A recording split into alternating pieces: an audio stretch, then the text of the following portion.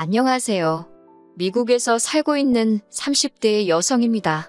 제가 이렇게 사연을 쓰게 된 건 바로 서방님과 동서 때문이에요.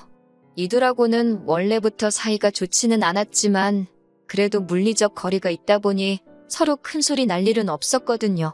그런데 결국 이렇게 한바탕 하게 되었네요. 남편과는 유럽 여행을 하다가 만났습니다. 당시 저는 민박집에 머물렀는데 마침 민박집 주인이 꽤 젊은 나이의 한인 부부였지요. 그래서인지 밤마다 투숙객들과 어울려 술도 한잔하고 야식도 만들어 먹고 그러길 좋아하더라고요. 저도 한 이틀 정도를 같이 어울리게 되었는데 남편 역시 그 자리에 있었답니다. 거기서 눈이 맞은 저희는 한국에 와서도 계속 연락을 주고받았고 이후로 진지한 사이로 발전했어요. 저희 남편에 대해서 이야기를 해보자면 일단 남편은 아래로 남동생이 있는 장남입니다. 시부모님은 건물주이시긴 한데 위치가 서울은 아니고 건물도 소위 꼬마 빌딩이라고 해서 주차장 없는 4층짜리예요. 공실은 전체의 20%도 넘는 것 같고요. 게다가 건물을 올릴 때 대출도 많이 받아서 몇 개 안 되는 점포에서 세받아 이자 내기도 바쁘다 들었네요. 그래도 건물주랍시고 어머님 아버님 두 분 다 목에 힘께나 주고 다니십니다. 걸핏하면 저희더러 그 건물 안 물려주신다고 협박을 하기도 하시고요. 저나 남편은 그 건물에는 전혀 관심도 없었기에 그런 협박이 크게 효과가 있지는 않았네요.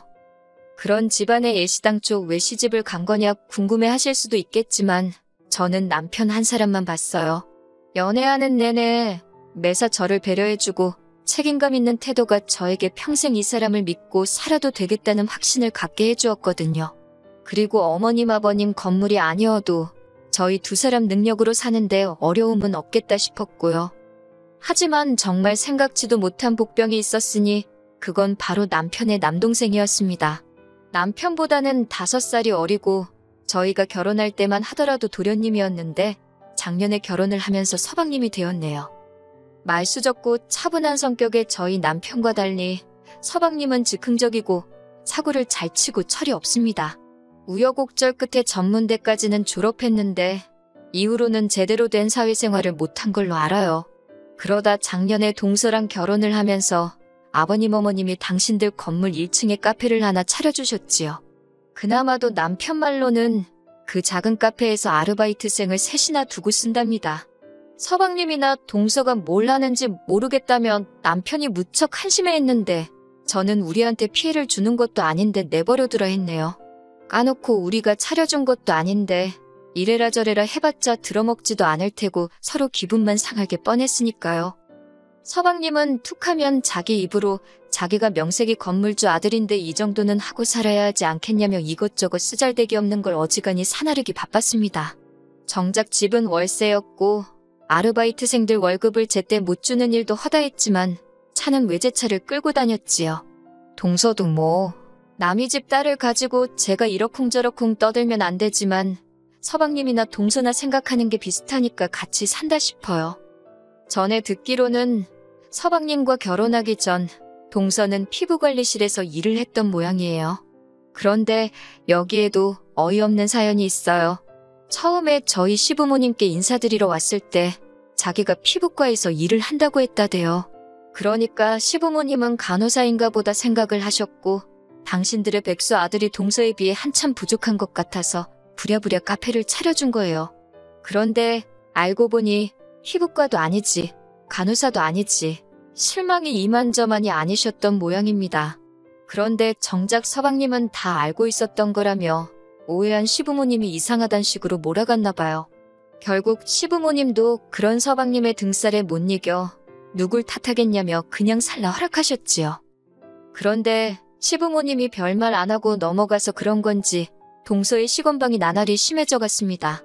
뿐만 아니라 언젠가부터 제가 만만하게 보였는지 걸핏하면 제가 자기를 무시한다는 소리를 제 험담처럼 하고 다녔더라고요.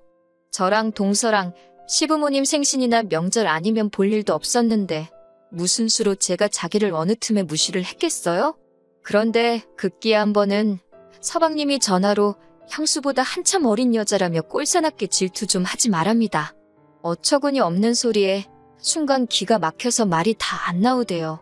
그런데 그때 남편이 지금 뭐라고 짓거린 거냐며 제 전화기를 낚아채 갔습니다.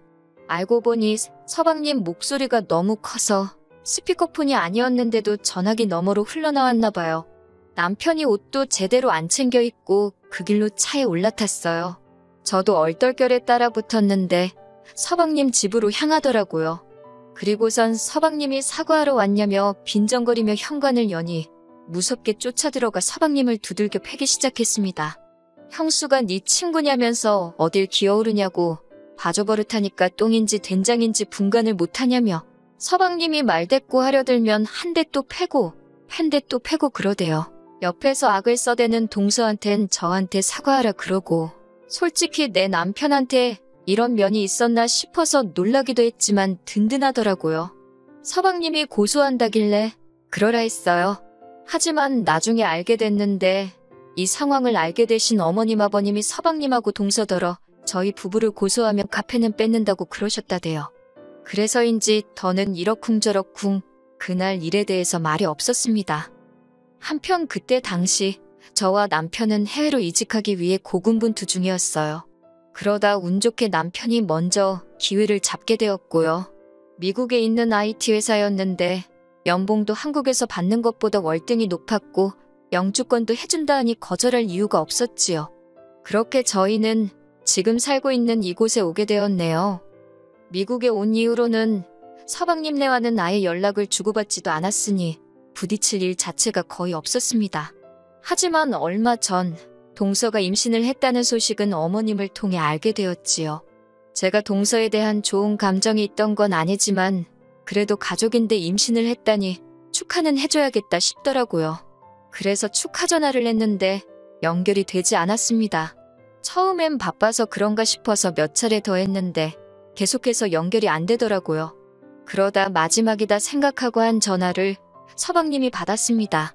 그리고선 한다는 말이 지금 동서가 태교 중이니까 이런 전화는 하지 말라대요. 그 말을 듣는데 기분이 진짜 나쁘다 못해 더럽고 어이가 없더라고요.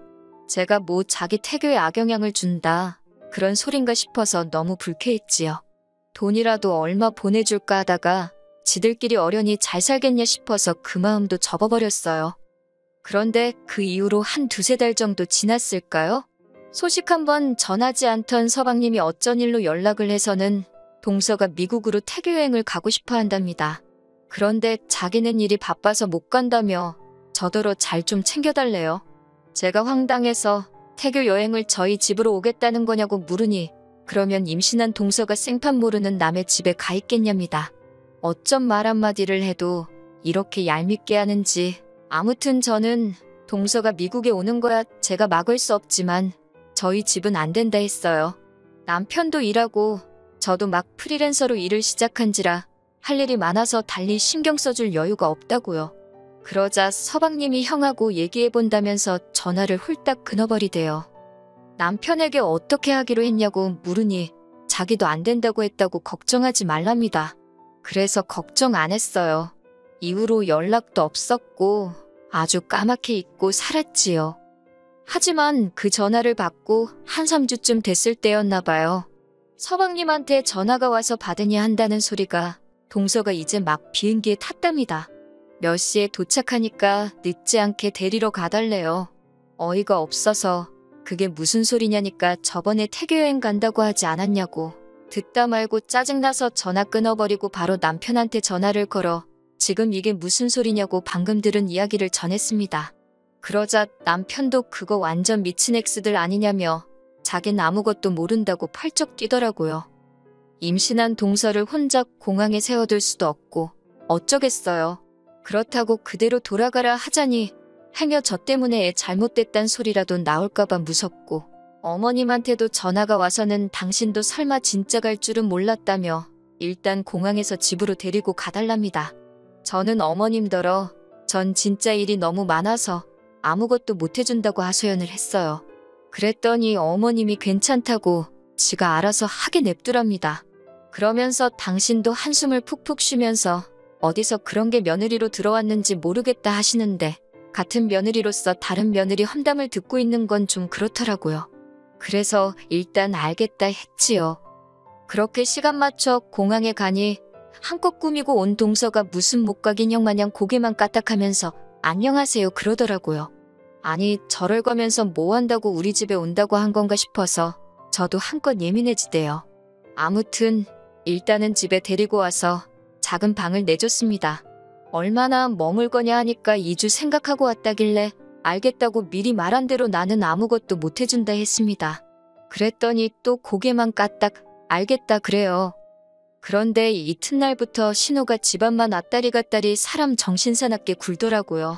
제가 어디 안 가냐니까 말도 안 통하고 길도 모르는데 어떻게 나가냐고 하길래 택시라도 불러줄 거냐니까 택시 타는 건 무섭답니다.